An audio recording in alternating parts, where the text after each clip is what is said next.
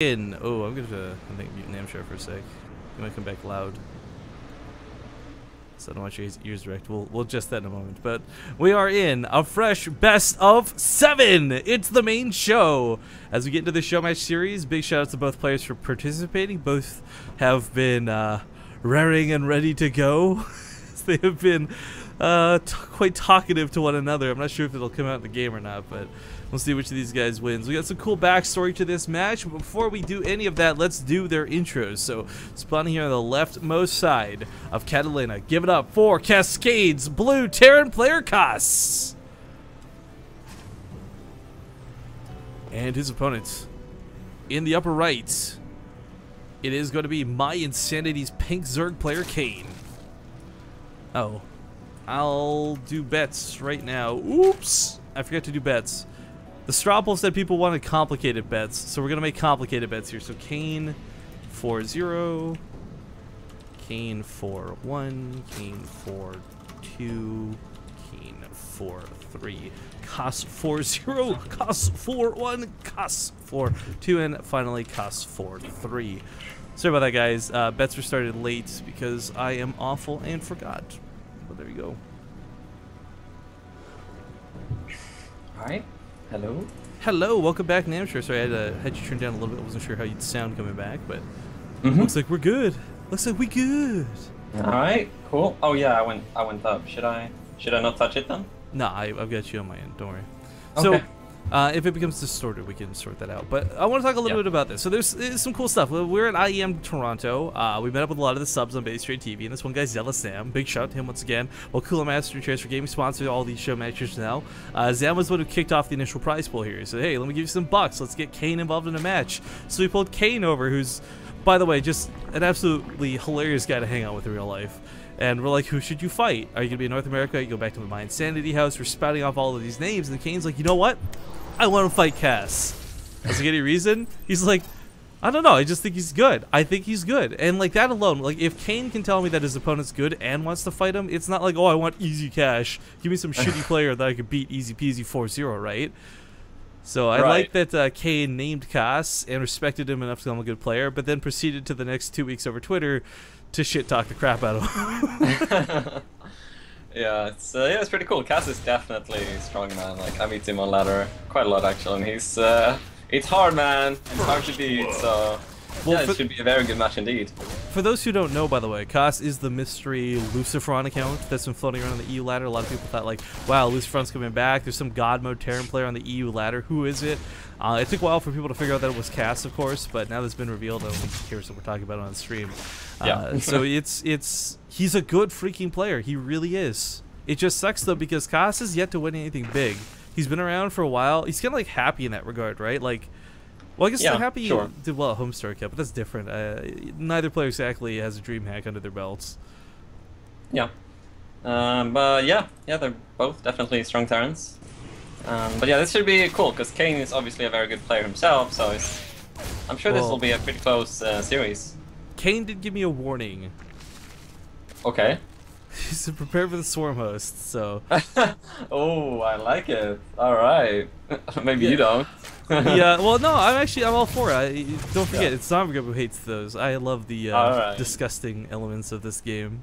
I will sit there and I'll watch an Avilo game to its fullest. I'll watch Swarm Host from any player. But my point is, we saw you try to emulate the Swarm Host style a little bit earlier today. I thought the transition was a little bit late to be as strong as it could have been, but you still pulled it off really well. And we got to see a good example of it once already.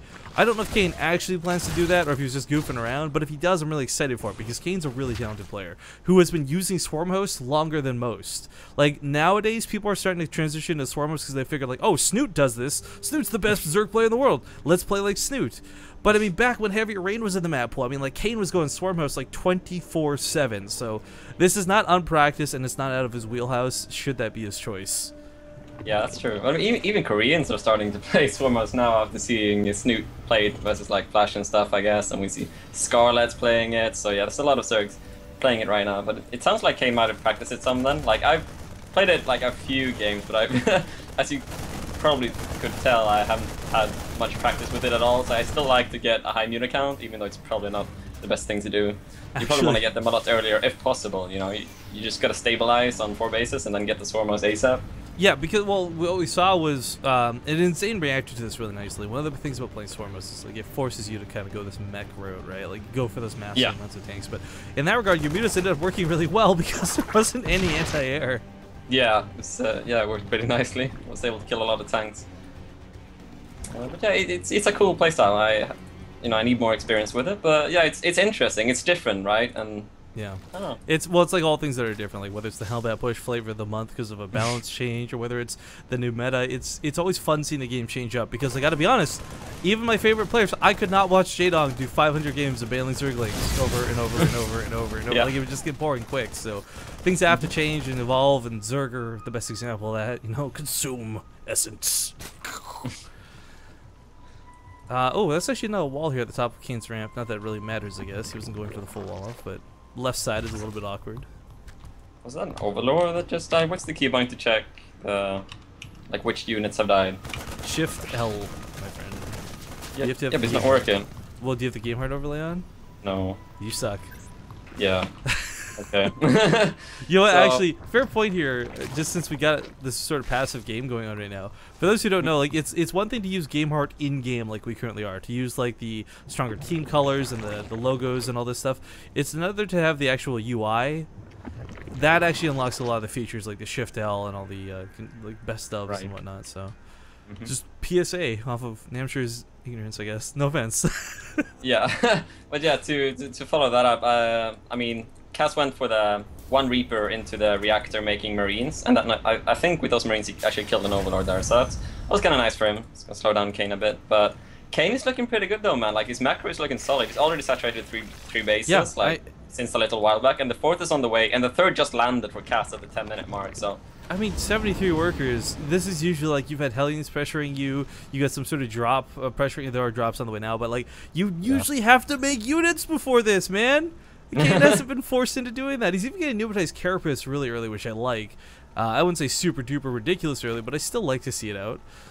Yeah, it's nice just obviously you can follow with your armor, because there could be a Widowmine with this drop, potentially, so it would be nice to have the Overseer ready for that.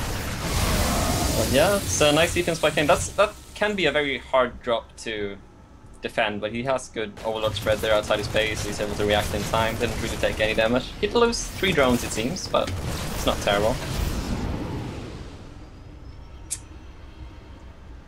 Well, the big thing for Kane too is while this is going on, he's still spreading creep. Oftentimes you see these drops happen, it gets a little bit awkward, the creep spread gets stagnated, and it doesn't go out of control, but Kane's creep spread's actually looking really good right now. And it's really important Zane starts cleaning, or sorry, not Zane, sorry. Kas starts cleaning this up soon. There we go. Yeah, he's gonna go spend that. So yeah, good creep indeed, and some annoying dropping by Kas though, using that ledge, the high ground to low ground. Ooh, eats the bailing hits like a champ. Nope, never mind, just kidding. He still has enough Marines to deal damage to that mineral line though, and Kane can't ignore this. So his units here on the front lines have to stop this attack, but he also has to find a way to deal with this drop. Does actually push this back. Queen barely left standing, but man, Kas, good drops, good multi-prong attacks, but Kane just untouched through it all. How many workers lost? Like 3 in total? Ooh. Yeah, indeed, that was well done, good defense, but he has to, one important thing now, he's not respreading his creep, the creep's gonna receive, so there he goes, gonna respread that creep in the middle of the map now, and that's very important to try and get that map control, because he defended the drop and now he just wants to, get the creep back so he can feel comfortable in the game. Wow, I'm being called out from a bad Abathur impression, but guys, that was clearly like the Daka impression. God, get your Zerglor right. Come on, play the campaign! Oh, campaign, man. I have still not finished the campaign, Rifkin. I hate you. You should I'm just like stream the campaign. through. Yo, I'm dead serious. Stream the campaign. I would sit there and I would watch you stream the campaign. Hell, I will host you streaming the campaign. Anyways, when we sit down here, we'll catch a couple of the queens really nice. Steal that multi-prong attack, do double medevacs in the main are going to get picked off. Sadly, won't get a lot done. Kas really struggling to get some damage done. Kane even investing in static defense here in the main, which seems a little bit silly this early, but I can't tell you how much I'm in love with this. Because there's so many times where we cast Zerg versus anything, and I'm sitting there like pulling my hair out, popping blood vessels, like, build a spine crawler, god damn it! Yeah, I mean, for now, this one's fine, but I really like it as well, because if that's a drop, that's going to buy him so much time to make sure the drones don't die as quickly, and even having just 3 banelings and some lanes can be so useful, so he's being careful about that, so that's good to see. I mean, it really doesn't take much to deter a drop. I mean, a couple Spine Claws, 1 Spore is a good way to keep Medivacs from dropping directly in the mineral line, but of course, Kas not looking for that. Eats the banelings with the Marauders this time, works out really nicely. He's got the firepower to actually deal some very real damage here. Double drops into the 4th while this was happening, but Kane was ready for it. Zergling's responding before the drops even land. Position in the mineral lines here is pretty good for Kas, but I don't know if it'll be enough. Drops here in the main do get cleaned up, and it looks like he's actually dealing some economic damage, finally breaking Kane a little bit on that regard. Yeah, that's nice. I mean, one problem with that drop, like the Marauders tanked the banelings quite nicely, but there weren't that many Marines to actually deal with the Mutas, so the Mutas alone could clean that drop up, while the rest of the army were defending the 4th base, so the amount of drones at the 4th base for Kane isn't that good, but you know, he's been trading pretty well. I mean, at least even, and he's up a base, so pretty good. Yeah, he's also, I mean, the big thing too is some cool upgrades, not falling behind in any regard, but oh my god, trying to kite away from this, not happening. Zergling's getting that wraparound, Baneling's going off of just about every damn thing possible. No focus fire coming out of Kas right now, and I think he's just about to get overwhelmed. He's got no Thors, no production, no Widow Mines.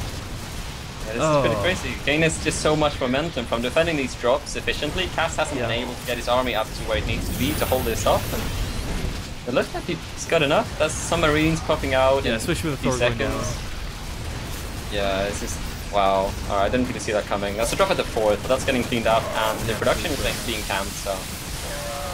Man, Kas, he was going really ham here with these drops, and I really liked the aggression he was doing, but Kane was, as you pointed out, just so good at defending. Game number 1 goes to Mind Sanity's Kane.